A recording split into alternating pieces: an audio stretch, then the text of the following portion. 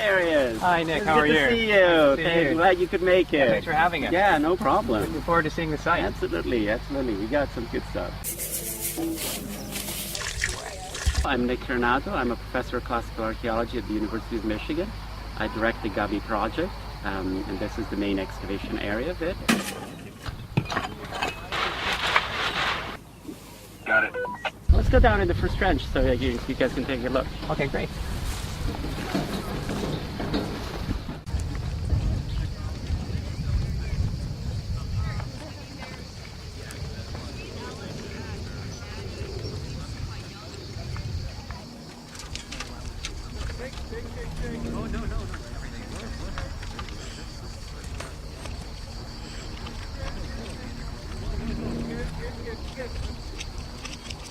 Can you give us some of the background to this area? What were the investigations beforehand, and what was the setup? What did this look like before you started to excavate?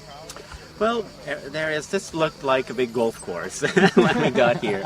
It was fairly clear where the city was. There had been surface surveys, but it was all grass. There was a little bit of an excavation that the superintendenza had done.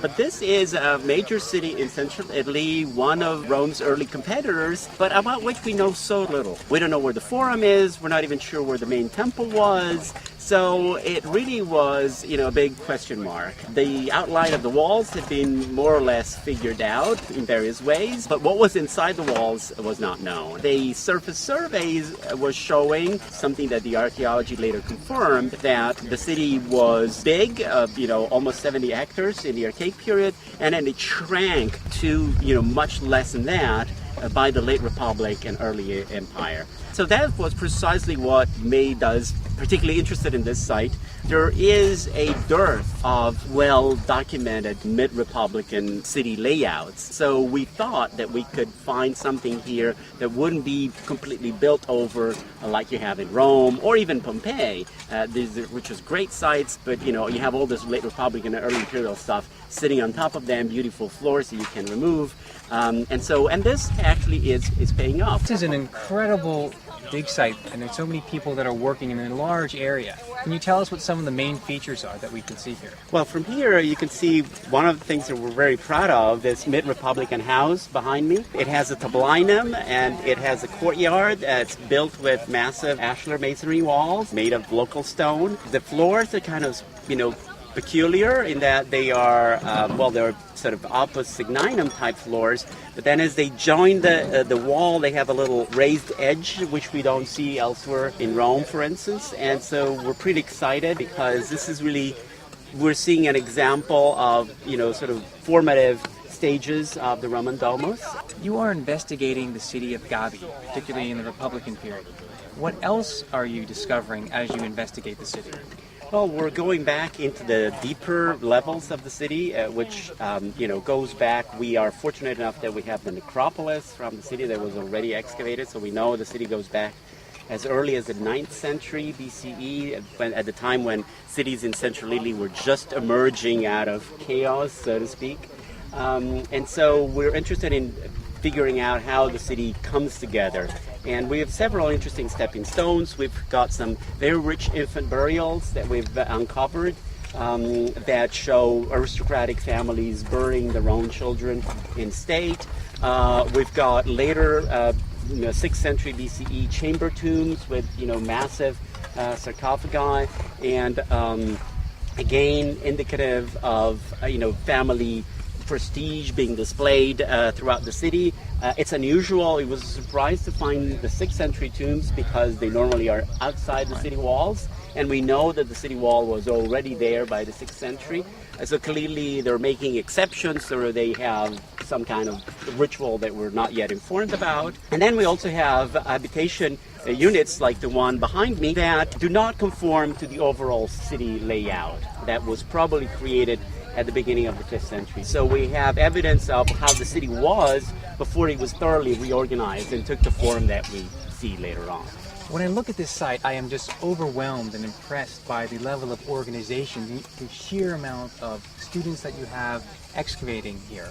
What what is this involved in terms of organization? How do you have the excavation designed? Well, I'm grateful you don't see what goes on behind the scenes. Then it would be looks organized. At this point, we have almost 90 people on the site. We have over 60, 70 students at this point, and a number of professional staff, graduate students, and specialists. We've uncovered almost a hectare, which is still only, a little over 1% of the total of the city, although this site looks enormous. We, of course, have a finds lab, which deals with the flow of artifacts that are excavated every day. We have an environmental lab that deals with the bones, seeds, charcoal, fragments. It also deals with soil analysis and various other techniques. We have a topography team. Everything is done with total stations. You won't see a tape measure anywhere on site. Basically, our job is to record the spatial positions, so the location and the size and the shape of all the stratigraphic units that are excavated here on site. So all the walls, all the pavements, but also all the soil deposits and any finds whose location is meaningful. So when we find nails on a grave, we record that type of thing. And we do this with a total station, which is a fairly standard surveying instrument in archaeology now. And one of the nice things that we do at Gabii, which I think not very many excavations do, is we actually input our data from the total station into the database in the field right away.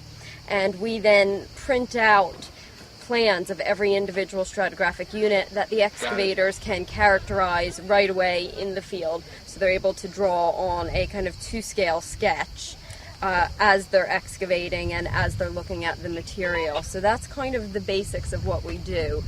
So essentially, you're as much as possible you're going paperless within the actual trenches, or that the paper is being produced by the input of this particular data. Yeah. So basically everything is input into the digital system, and in terms of publication, we are very much digital.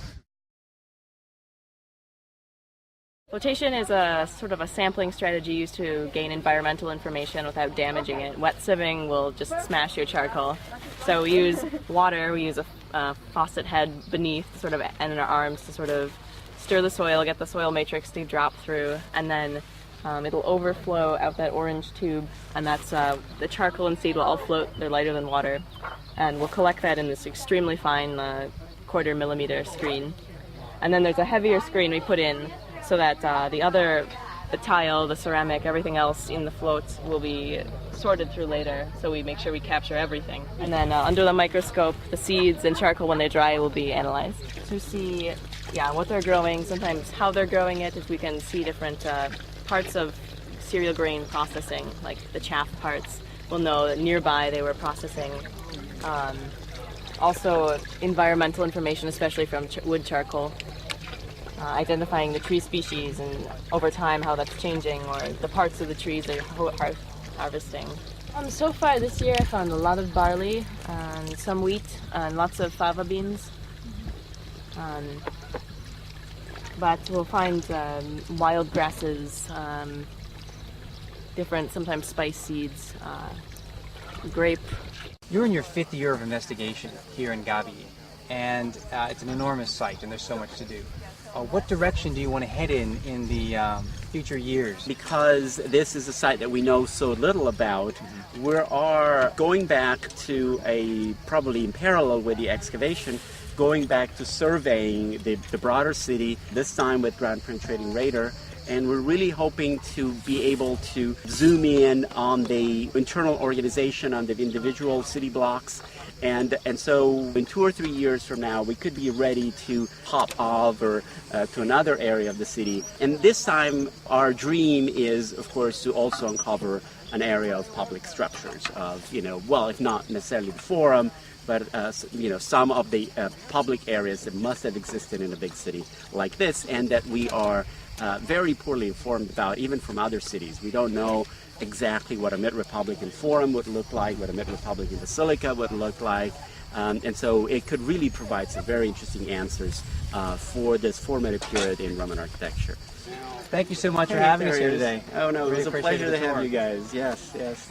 Well, good luck with the rest of your season. Thank we look you. forward Thank to you. reading about the Try to stay sports. cool. Yes, absolutely. Good luck with the heat wave. Absolutely, absolutely. We'll try to stay safe. Bye bye. All the Take care. best. Bye-bye.